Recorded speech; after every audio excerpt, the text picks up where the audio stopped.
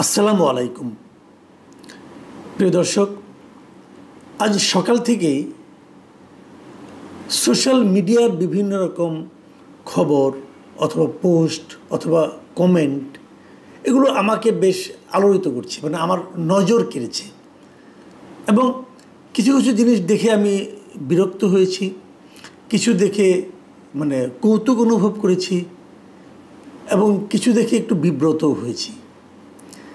এবং এই পুরো জিনিসগুলো যেগুলো দেখে আমি সবচেয়ে বেশি আমি যে আলোচনাগুলো করছি আর কি, যে বিষয়টা নিয়ে, সেটা হলো আমাদের প্রধান উপদেষ্টা উনি যে জাতিসংঘের ৮০তম অধিবেশনে অংশ নিতে যুক্তরাষ্ট্রের নিউ ইয়র্কে গিয়েছেন, সেখানে ওনার সঙ্গে যে বিশাল একটা লট বহর নিয়ে উনি গিয়েছেন, এই ঘটনাটাকে কেন্দ্র করে আমরা আগের সরকারের আমলে দেখতাম যে উনি বিশাল লট বহন নিয়ে যেতেন, ১০০-২০০ এরকম লোক নিয়ে উনি যেতেন বিদেশে, এবং সেটা নিয়ে আমরা ব্যাপক সমালোচনা করতাম।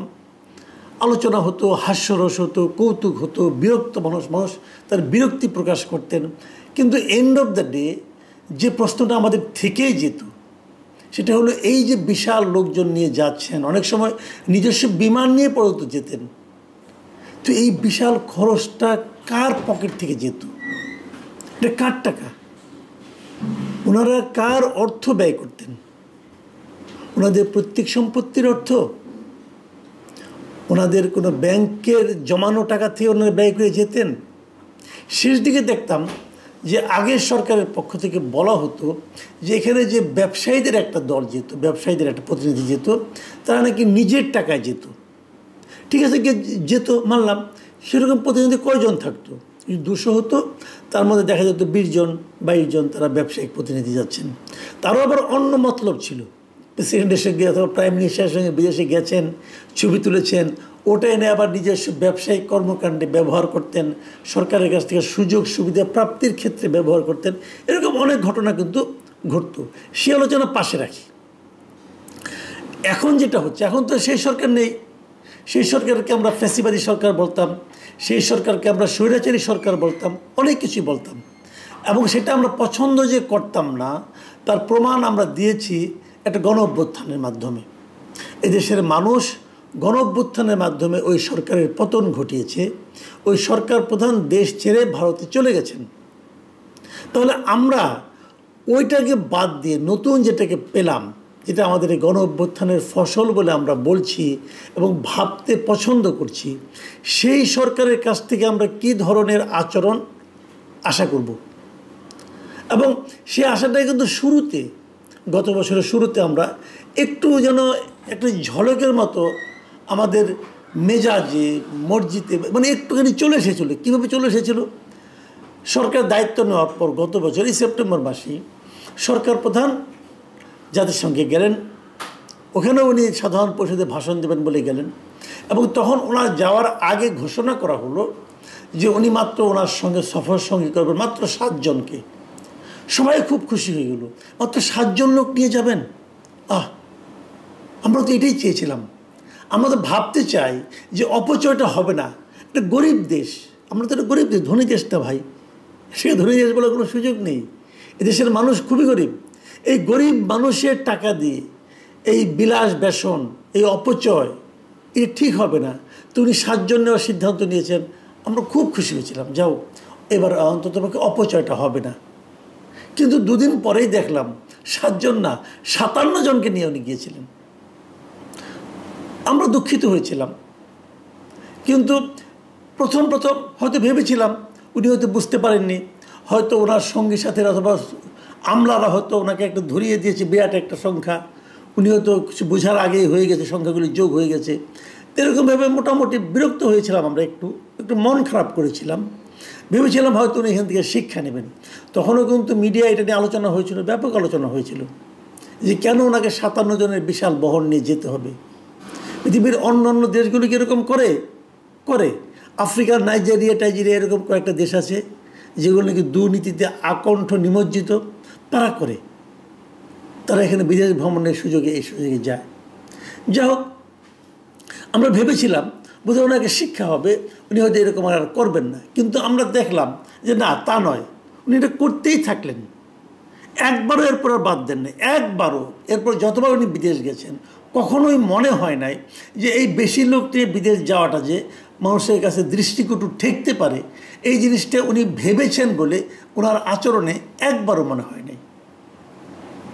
তো ডক্টর মোহাম্মদ ইউনূস যতবার গিয়েছেন, এই 12-13 বার গিয়েছেন, এই টাকাগুলো কার? ওনার টাকা, ওনার পার্সোনাল টাকা, অথবা ওনার গ্রামীণের টাকা? তা তো নয়, সরকারের টাকা। সরকার মানে কি? জনগণের টাকা। এটা কোনো হিসাব নাই, কোনো জবাবদিহিতা নাই। উনি কি জবাবদিহিতার ঊর্ধ্বে উঠে গেছেন? জাননি তো। এর সর্বশেষ প্রকৃষ্ট উদাহরণ দেখলাম এবার উনি জাতিসংঘে গিয়েছেন, ওনার সঙ্গে সাথে সব মিলিয়ে কয়জন? 104 জন। হ্যাঁ, 104 জন। মানে অবিশ্বাস্য, আপনার কাছে হয়তো সংখ্যাটা লাগতে পারে। 104 জন লোককে নিয়ে উনি যুক্তরাষ্ট্রের নিউ ইয়র্কে গিয়েছেন। কেন? কি করবে 104 জন সেখানে যে? আমি বুঝতেই পাই না। আপনারা দেখুন, কেবল আমি একটা কথা বলি আপনাদেরকে, আপনারা দেখলে অবাক হয়ে যাবেন। ওখানে ওনার 2 কন্যা গিয়েছেন, 1 কন্যা ওখানেই থাকেন, আর 1 কন্যা, 2 কন্যা ওখানে আছেন। তারা কিন্তু আমাদের সরকারের টাকায়, আমাদের জনগণের টাকায় এই কয়দিন হোটেলে থাকবেন। 5 স্টার হোটেলে অবশ্যই। যে হোটেলের ভাড়া হবে, প্রতি রাতের ভাড়া মিনিমাম 2-3 লাখ টাকা হবে, বেশি হতে পারে। উনি যে লন্ডন গিয়েছিলেন তখন তো আরও বেশি ছিল। তো 2 কন্যা গিয়েছেন। উপদেষ্টা এবং সমমর্যাদার গিয়েছেন 10 জন। উপদেষ্টা কে কে? ডক্টর আসিফ নজরুল। ওনার ওখানে কী কাজ? উনি ওখানে যে কী করবেন আমি বুঝতে পারলাম না। উনি গিয়েছেন।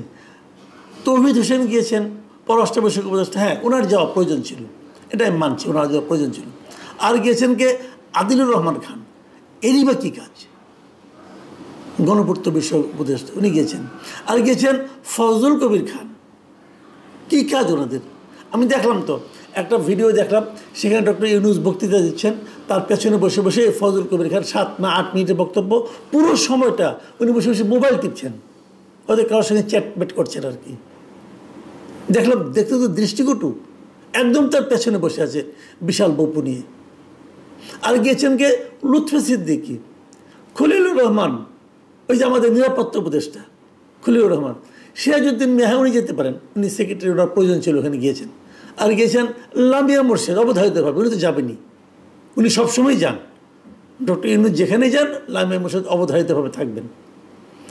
দেখুন, এখানে একটা বিশেষ ডেলিগেশন গিয়েছে, এটা নিয়ে অনেক আলোচনা হয়েছে গত কয়েকদিন ধরে। রাজনৈতিক নেতা 6 জন পলিটিক্যাল লিডার গিয়েছেন সেখানে। মির্জা ফখরুল ইসলাম আলমগীর, হুমায়ুন কবির, বিএনপির, আর ইয়ের থেকে জামাতে ইসলাম থেকে ডক্টর আবদুল্লাহ তাহের এবং নাকিবুর রহমান, এবং এনসিপি থেকে আখতার হোসেন ও তাসনিম জারা। এদের নিয়ে কী হয়েছে না হয়েছে, স্ক্যান্ডাল কী হয়েছে, ওগুলি বাদ দিলাম, ওগুলি নিয়ে আলোচনা করতে চাই না। এর সঙ্গে আরও ছিলেন প্রধান উপদেষ্টার অফিসের সিনিয়র কনসালটেন্ট মোস্তাইন বিল্লাহ। কাজটা কি ভাই? আচ্ছা, ঠিক আছে, গেলেন, তাও নয় মানলাম, ওনার অফিসের লোক গেলেন। এই যে নর্থ সাউথ ইউনিভার্সিটির রিসার্চ ফেলো সাইফুর রহমানের ওখানে কাজ কি? উনিও গিয়েছেন এখানে ডেলিগেশনে। আমি আরেকটা নাম দেখে রীতিমতো হতবাক হয়ে গেছি, আমি বিস্মিত হয়েছি। এই ভদ্রলোকের সম্বন্ধে আমার একটা খুব উচ্চ ধারণা ছিল। ইনি হচ্ছেন দৃক গ্যালারির এমডি মিস্টার শহীদুল আলম। ভাই, আপনি ওখানে কেন গেলেন ভাই? আপনি কী কাজ বোঝান তো আমারে। এই আমাদের প্রধান উপদেষ্টা এই যে সাধারণ পরিষদে ভাষণ দেবেন, সেখানে দৃক গ্যালারি শহীদুল আলম সাহেবের কী কাজ থাকতে পারে?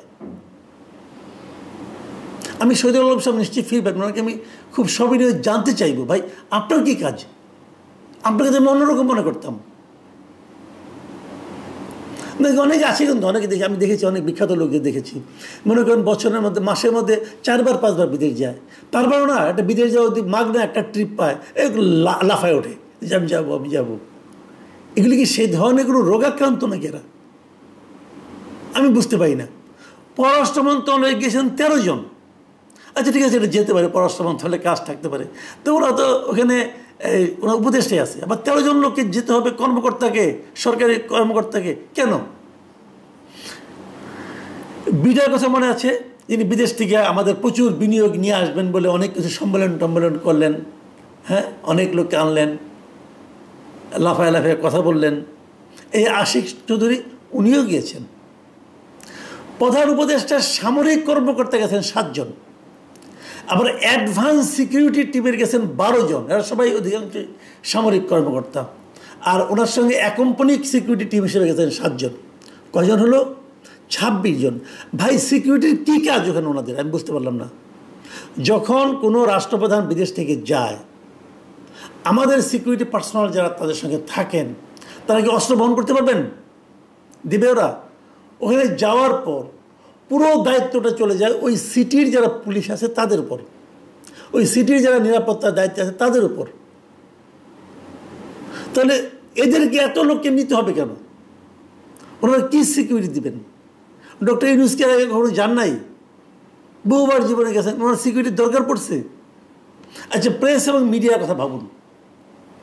এখানে মানে ওনার যেটা প্রেস উইং আছে, সে প্রেস উইংয়ের পুরো টিম গেছে এখানে 6 জন 5 জন। তা প্রেস উইংয়ের 5 জন লোকই গিয়েছেন কেন? এই শহীদুল আলম বলেন, আবুল কালাম আজাদ মজুমদার, সবাই, ফয়েজ, অপূর্ব জাহাঙ্গীর, সবাই, তিথি, এরা কেউ বাকি নাই কেউ ভাই। পুরো প্রেস টিম ওখানে গেছে কেন? এই প্রেস টিম নিয়ে একটু পরে কথা বলি। বিটিভি থেকে গেছে 2 জন, এটা সবসময় যায় বুঝলাম। ইউএনবির থেকে 1 জন, বিএসএস থেকে 1 জন, পিআইডির থেকে 1 জন। এই সব হলো মানে সরকারি খরচে। আমি কয়েকটা নাম বললাম, আরও নাম আছে ভাই। এই নাম 104টা নাম, তো কতজনের নাম বলবো আমরা?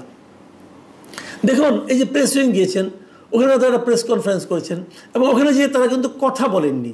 খুব ইন্টারেস্টিং। এবং তাদেরকে প্রশ্ন করা হতো, তারা রীতিমতো খেপে গেছে। তারা কথা বলবে না। আমি আজকে বলছিলাম না যে আমি দেখছিলাম আপনার বিভিন্ন সোশ্যাল মিডিয়া দেখছিলাম। সোশ্যাল মিডিয়ার একটা দৃশ্য দেখি আমি শেষ করি। সোশ্যাল মিডিয়ায় দেখলাম একজন একটা ছবি দিয়েছে, আমাদের প্রেস উইংয়ে 3 জনকে ছবি দিয়েছে, তার উপর একটা ছবি দিয়েছে। আপনারা দেখুন একটু, মিস্টার বাঁধন মুন্সি, ওনাকে আমি চিনি না, বাট উনি, আমি দেখেছি, আপনি দেখাচ্ছি আর কি। উনি লিখেছেন, দ্য 3 স্টুজেস, ছোটোবেলায় 3 বাটপারের কাহিনী দেখে হাসতে হাসতে পেটে খিল লেগে যেত। এখন নিউ ইয়র্কে 3 এর কাহিনী দেখে সাংবাদিকরা হাসতেছেন। ওনারা প্রেস টিম, কিন্তু প্রেস ফেস করবেন না, দিয়ে 3 জনের উপরে 3 স্টুজের ছবি, আর নিচে প্রেস টিমের 3 জনের ছবি দিয়েছেন। মানে প্রশ্ন কমন পড়ে নাই, অথবা উত্তর দেবেন না। এইগুলো নিয়ে হাসাহাসি হচ্ছে। এই বাঁধন মুন্সির যে প্রেস স্ট্যাটাসটা, পোস্টটা, এর নিচে অনেকগুলো কমেন্ট পড়েছে, প্রায় 45 কমেন্টস আমি দেখলাম। ওগুলোর উচ্চারণযোগ্য না। মানে কে কী ভাবছে, কে কী বলছে, এটা মানে ভাবলেও মানে উচ্চারণ তো করাই যাবে না। তো আমি এদেরকে জিজ্ঞাসা, এই 104 জনকে জিজ্ঞাসা করি, যারা আপনি গিয়েছেন, কেন গিয়েছেন, একবার নিজেকে জিজ্ঞাসা করুন। সোশ্যাল মিডিয়া তো সব জায়গায় থাকে, একবার সোশ্যাল মিডিয়ায় দেখুন মানুষ আপনাদের সম্পর্কে কী বলছে। অথচ দেখুন, এই সরকার কিন্তু দায়িত্ব নেওয়ার পর শুরুতেই বলেছিল যে তারা ঘন ঘন অপ্রয়োজনীয় বিদেশ সফর তারা করতে চায় না, এবং কৃচ্ছ সাধন করতে হবে। যেটা বলেছিল, সেই বক্তব্যের প্রতিফলন কোথায়, সেটা তো আমরা দেখছি না। খুব খারাপ লাগে, বুঝছেন? খারাপ লাগে কেন? যখন শিক্ষিত লোক, দায়িত্ববান লোক, গুরুত্বপূর্ণ পদে থাকা লোক, যখন তাদের কথা এবং কাজের মধ্যে কোনো মিল না পাওয়া যায়, খুব খারাপ লাগে। যখন তারা সাধারণ মানুষের দুঃখটা উপলব্ধি করতে পারেন না, যখন তারা অন্যের পয়সায় ফুর্তি করেন, খুব খারাপ লাগে। এই যে পলিটিক্যাল লিডার যারা গিয়েছে, তাদেরকে তো ওই নিউ ইয়র্ক পুলিশ বলে দিয়েছে, আপনারা হোটেলের বাইরে যাবেন না, কারণ তো আপনাদেরকে নিরাপত্তা দিতে পারবো না, তাহলে হোটেলে বসে থাকবেন।